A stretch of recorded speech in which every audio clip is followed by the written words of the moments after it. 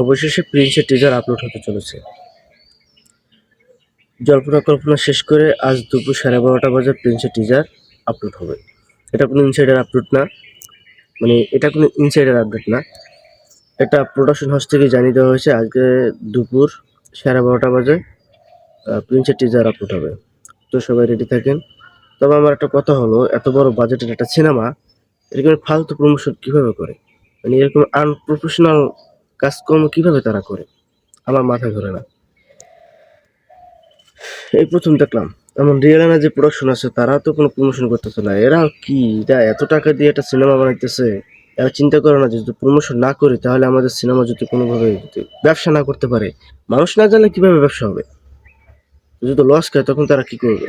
এই বোকার মতো কাজগুলো কেন করে, কিভাবে করে আমি বুঝি না।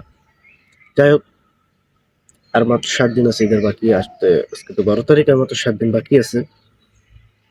দেখি এই 7 দিনে কি প্রমোশন করে। আর আজকে টিজারটা আশা করি অনেক ভালো হবে, যেহেতু মেগাস্টার শাকিব খানের প্রিন্স সিনেমার টিজার, সো অবশ্যই ভালো হবে। রেডি থাকেন সবাই। Tata, bye bye.